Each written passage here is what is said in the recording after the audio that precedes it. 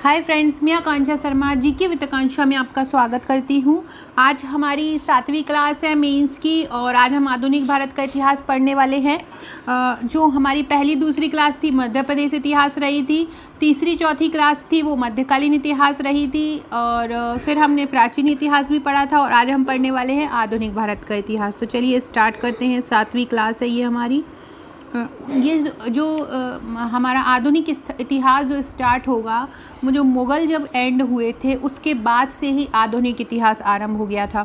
तो हम उसी के बाद से मतलब उत्तरवर्ती मुग़ल शासक जो रहेंगे 1600 ईस्वी के बाद जो हमारा आधुनिक भारत स्टार्ट हो गया था, तो हम उत्तरवर्ती मुग़ल शासक से स्टार्ट करेंगे। पहला है बहादुर शाह प्रथम। बहादुर शाह प्रथम के बारे में आपको 3 नंबर में आएगा, तो आप कैसे लिखेंगे? या आपको 5 नंबर में भी आ सकता है, इसलिए मैंने इसमें 4 पॉइंट डाले हैं। तो आप इसको 5 नंबर में भी डिटेल के साथ, ये एक मुग़ल शासक थे, इनको उपनाम शाह आलम प्रथम भी कहा जाता था, इनका शासन यहाँ से यहाँ तक रहा। नहीं, यहाँ पे आपको पूरा सा पूरा लिखना हो, या 3 नंबर में आपको छोटे छोटे से की पॉइंट डाल देना है। बहादुर शाह प्रथम का पहला लिखेंगे, उपनाम शाह आलम प्रथम भी कहा जाता था। बहादुर शाह प्रथम को क्या कहा जाता था? इनका उपनाम क्या था? इनका उपनाम शाह आलम प्रथम भी था। इनका समय रहा था 1707 से 1712 ईस्वी। इतिहासकारों के अनुसार यह अंतिम मुग़ल बादशाह था। इतिहासकार इन्हें अंतिम मुग़ल बादशाह बोलते हैं। और खफ़ी खां ने इसे शाह ए बेखबर भी कहा था, क्योंकि ये बेखबर ही रहते थे, अपनी धुन में मस्त रहते थे, तो इसलिए खफ़ी खां जो थे उन्होंने इसको शाह ए बेखबर कहा था। किसने बहादुर शाह प्रथम को शाह ए बेखबर कहा? ये प्रीलिम्स का भी फैक्ट बन सकता है। खफ़ी खां ने इसको शाह ए बेखबर कहा। तो बहादुर शाह प्रथम के बारे में ये 4 फैक्ट बहुत अच्छे से याद रख लीजिए। उपनाम शाह आलम प्रथम, समय 1707 से 1712, इतिहासकारों के अनुसार यह अंतिम मुग़ल बादशाह था। खफ़ी खां ने इसको शाह ए बेखबर कहा। अगला क्वेश्चन है जहादर शाह। अगले हैं जहादर शाह। जहादर शाह का काल है 1712 से 1713 ईस्वी। जहादर शाह का समय कब से कब तक है? 1712 से 1713 ईस्वी है। हिंदुओं के प्रति मेल मिलाप की नीति का इन्होंने पालन किया। जहादर शाह ने क्या किया था? हिंदुओं के प्रति मेल मिलाप की नीति का पालन किया। यूक्लिड के रेखा गणित का संस्कृत में अनुवाद जहादर शाह ने ही किया। यूक्लिड के रेखा गणित का संस्कृत में अनुवाद किसने किया? जहादर शाह ने ही किया। यूक्लिड के रेखा गणित का संस्कृत में अनुवाद किसने किया? जहादर शाह ने ही किया। कब से कब तक का इनका समय है? 1712 से 1713 तक का इनका समय है। हिंदुओं के प्रति मेल मिलाप की नीति का इन्होंने पालन किया। यूक्लिड के रेखा गणित का संस्कृत में अनुवाद किया। बहुत अच्छी खबर आई है, शायद कोई क्रिकेट के बारे में ऊपर आप लोगों ने पढ़ ली होगी। दैनिक भास्कर एप्लीकेशन ओपन है तो उसमें न्यूज़ आ गई है, तो आप लोगों ने पढ़ ली होगी। शायद कुछ अच्छा किया है इंडियन प्लेयर ने। टेस्ट सीरीज़ चल रही है। तो अगला है फ़र्रुखसियर। फ़र्रुखसियर के बारे में है 1713 से 1719 तक का समय है फ़र्रुखसियर का। इन्हीं के समय बंदा बहादुर की हत्या हुई थी। फ़र्रुखसियर जब शासक थे उसी समय बंदा बहादुर की हत्या हुई थी। और फ़र्रुखसियर को घृणित कायर भी कहा जाता है। क्या कहा जाता है इनको? घृणित कायर। That is very important for prelims कि घृणित कायर किसको कहा जाता है? घृणित कायर कहा जाता है फ़र्रुखसियर को। तो 1713 से 1719 तक का समय इनका। इन्हीं के समय बंदा बहादुर की हत्या हुई। घृणित कायर इनको कहा जाता है। फ्रेंड्स, जिसमें से मैं आपको ये पढ़ा रही हूँ ये मेरा मेंस का पैकेज है। मेरा मेंस का अगर आप पैकेज लेते हैं, मेरे मेंस के पैकेज हैंड रिटन है, प्रश्नोत्तर श्रृंखला में है, किस टॉपिक से कैसे प्रश्न आ सकते हैं ये सब मैंने कवर किया है। टॉपिक वाइज प्रश्नोत्तर है। हर टॉपिक का, कोई भी टॉपिक हो, उस टॉपिक को प्रश्नोत्तर श्रृंखला में मेरे नोट्स में कवर किया गया है। हैंड रिटन प्रश्नोत्तर श्रृंखला में बहुत सरल भाषा में इनको तैयार किया गया है। तो आप ये ले सकते हैं। टोटल 41 बुकलेट आपको इसमें मिलती हैं। इसमें 12 बुकलेट आपको 3 नंबर की मिलती हैं, बाकी 29 बुकलेट आपको 5 नंबर और 11 नंबर की मिलती हैं। बहुत ही सरल भाषा में लिखे हुए हैंड रिटन ये नोट्स हैं, तो आप इनको मंगवा सकते हैं। आप भारत में कहीं भी रहते हो ये आपके पास पहुंच जाएंगे। आपको मुझे व्हाट्सअप करना है या 2 बजे के बाद आप मुझे फ़ोन करेंगे तो मैं फ़ोन भी पिकअप कर लूँगी आपका। आप मुझे फ़ोन करेंगे तो फ़ोन करके आप मेरे से पेमेंट नंबर लेंगे, देन आप अपना एड्रेस सेंड करेंगे।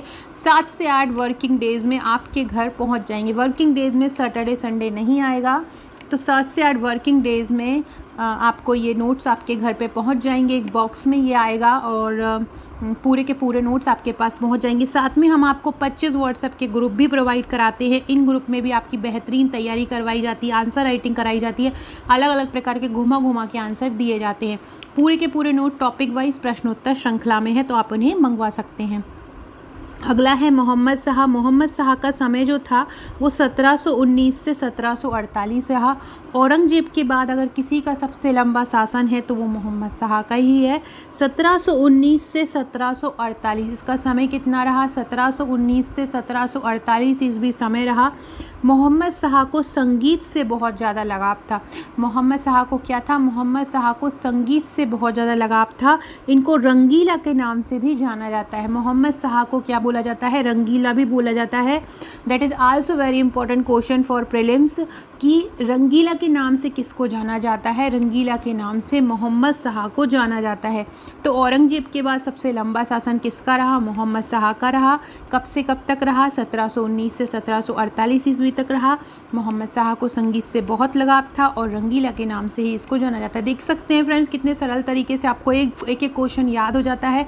सेम यही स्थिति आपकी एग्ज़ाम टाइम में जब रिवीजन के लिए हम जो एक थ्योरेटिकल जो नोट्स होते हैं उनको उतना हमारा इतना बर्डन हम एक्सेप्ट नहीं कर पाते हैं, तो ये हमारा भी रहता है कि हमें कोई रिवीजन के लिए भी बहुत ऐसा मिल जाए कि हम बहुत अच्छे से उसको पढ़ पाएँ। या जब भी हम पढ़ने बैठते हैं, जब हम तैयारी स्टार्टिंग करते हैं, तो हमको पता होना चाहिए कि किस प्रकार से क्वेश्चन आ सकता है। तो उसी प्रकार से टॉपिक, कोई भी टॉपिक हो, जैसे कि अगर हम मुग़ल भी ले रहे हैं तो मुग़लों से जितने भी संबंधित राजा थे, मुग़लों की प्रशासनिक व्यवस्था, सामाजिक व्यवस्था, हर शासक के बारे में क्वेश्चन, चाहे हम दिल्ली सल्तनत देख लें, दिल्ली सल्तनत के बारे में जितने भी क्वेश्चन बनते, जितने भी शासक हैं उनसे संबंधित, उनके संबंधित माइंड मैप, सब कुछ मेरे नोट्स में मिलेगा। ऐसे ही हर सब्जेक्ट के साथ यही है। साथ में फ्लो चार्ट और मैप डायग्राम का भी यूज़ किया है। अगला है अहमद शाह। अहमद शाह 1748 से 1754 ईस्वी इनका समय था। मोहम्मद शाह की मृत्यु के बाद अहमद शाह शासक बने थे। इनके समय अहमद शाह अब्दाली के आक्रमण हुए थे।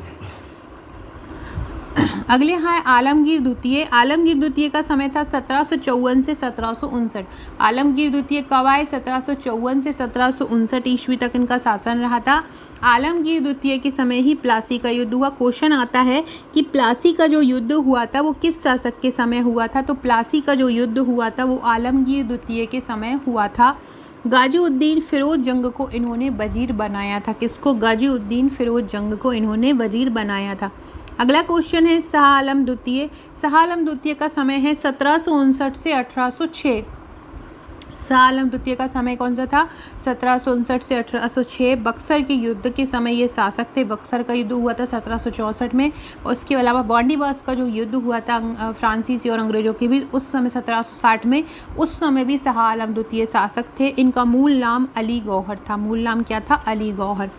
फ्रेंड, डिस्क्रिप्शन बॉक्स में व्हाट्सअप टेलीग्राम ग्रुप की लिंक मिल जाएगी। हमारे व्हाट्सअप की, टेलीग्राम, फेसबुक, इंस्टाग्राम, ट्विटर, सभी की लिंक मिल जाएगी। सभी को ज्वाइन कर लीजिएगा। साथ में अगर आपका नंबर मेरे पास सेव नहीं हो तो करवा दीजिएगा। मैं स्टेटस पे भी इंपॉर्टेंट चीज़ें डालती रहती हूँ, उसकी जानकारी आपको मिलती रहेगी। नादिर शाह के भारत पर आक्रमण के प्रभाव बताओ। नादिर शाह ने जब भारत पर आक्रमण किया तो उसके क्या प्रभाव हुए? तो मोहम्मद शाह के काल में हुई यह एक महत्वपूर्ण घटना थी। मतलब नादिर शाह, ये आपको 5 नंबर में, 11 नंबर में, दोनों में पूछा जा सकता है। तो नादिर शाह ने जब भारत पर आक्रमण किया तो उसका क्या प्रभाव हुआ? तो मोहम्मद शाह के काल में ये घटना घटी थी और ये एक महत्वपूर्ण घटना थी। 13 फरवरी 1739 में इसने भारत पर आक्रमण किया। कब किया था? 13 फरवरी 1739 में। इसके प्रभाव क्या रहे थे? तो पतन उन्मुख जो मुग़ल साम्राज्य की जड़ें थी उसको गहरा आघात दिया। जैसे ही नादिर शाह ने भारत पर आक्रमण किया था तो क्या उसके प्रभाव हुए? तो वैसे ही 1739 में किया था, तो वैसे ही तो मुग़ल जो व्यवस्था थी वो पतन उन्मुख थी, मतलब वैसे ही ख़त्म होने वाली थी। उसके बाद और भी उसकी जड़ों पर बिल्कुल गहरा प्रभाव आघात कर दिया। पश्चिम उत्तर प्रांत में मुग़लों की स्थिति और दुर्बल हो गई। जो पश्चिम उत्तर प्रांत थे, जैसे कि गुजरात हुआ, राजस्थान हुआ, मध्य प्रदेश के कुछ ज़िले हुए, पंजाब हुए, तो यहाँ पर जो मुग़लों की जो स्थिति थी वो और ज़्यादा दुर्बल हो गई थी। साम्राज्य की अर्थव्यवस्था पर भी बुरा प्रभाव पड़ा था। जो साम्राज्य की अर्थव्यवस्था है वो भी, क्योंकि वो लोग आ गए थे, लूट के ले जा रहे थे, तो अर्थव्यवस्था भी जो थी, और शासक जो था वो लड़ाई में लगा रहा, तो अर्थव्यवस्था भी जो होती थी पूरी तरह से डूब गई थी। इसने दिल्ली की जनता को बहुत ज़्यादा लूट लिया था। नादिर शाह आया तो उसने दिल्ली की जनता को लूटा। शहर में राख और मुर्दे का ढेर लग गया था। जनता की नज़र में मुगलिया सल्तनत की प्रतिष्ठा भी नष्ट हो गई थी। ये इसके प्रभाव रहे थे। लास्ट में हम निष्कर्ष लिखेंगे। निष्कर्ष था, नादिर के आक्रमण के सकारात्मक परिणाम में साम्राज्य के पतन को बढ़ा दिया था, दूसरे अफगानों का रास्ता साफ कर दिया था। मतलब नादिर के आक्रमण का क्या हुआ था, सकारात्मक परिणाम से क्या हो गया था कि जो साम्राज्य था, मुग़ल साम्राज्य, वो पूरी तरह से पतन की ओर चला गया था, और दूसरे अफ़गानी थे, क्योंकि इसको सफलता मिल गई थी तो दूसरे अफ़गानी भी आने का भारत में सोचने लगे थे, तो दूसरे अफ़गानियों का भी रास्ता साफ हो गया था। फ्रेंड्स, कल हम पढ़ेंगे यूरोपीय कंपनी का आगमन, ब्रिटिश कंपनी का विस्तार, ब्रिटिशकालीन नीतियाँ और ब्रिटिश नीतियों का अर्थव्यवस्था पर प्रभाव। तो इस प्रकार के क्वेश्चन हम कल पढ़ेंगे कि गेरोल्ड ऑंगियार कौन था, पुर्तगालियों की देन क्या थी, वॉन्डिवॉस युद्ध, और इससे संबंधित और भी प्रश्न। तो फ्रेंड्स, ये थी हमारी क्लास 7वीं मेंस की क्लास की। कल हम 8वीं क्लास पढ़ेंगे, आधुनिक इतिहास की ही पढ़ेंगे। उसके बाद हम मध्य प्रदेश रियासतें पढ़ेंगे। वीडियो अच्छा लगा हो तो लाइक शेयर सब्सक्राइब जरूर कीजिएगा। आप बोल रहे थे, बहुत एक कमेंट आया था कि आधे घंटे की क्लास लूँ, तो आधे घंटे की क्लास लेने के लिए बच्चे पढ़ने वाले भी तो होना चाहिए। प्रीलिम्स की मैं लंबी क्लास इसलिए ले लेती थी क्योंकि आप लोग बहुत ज़्यादा उसको देखते थे। अभी आप लोगों का जो ध्यान है पूरी तरह से रिज़ल्ट पर है। रिज़ल्ट से थोड़े से आ जाओ बाहर, क्योंकि अगर प्रीलिम MPPSC देना है तो मेंस तो आपको कभी ना कभी देना ही होगा, और मेंस जो है आपका 60-70% जो है प्रीलिम्स की आपकी जो बेसिक पूरा क्लियर कर देता है। तो आपको मेंस बहुत ज़्यादा करना चाहिए। कल से कोशिश करूँगी कि वीडियो बड़ी बनाऊँ। Okay friends, thank you.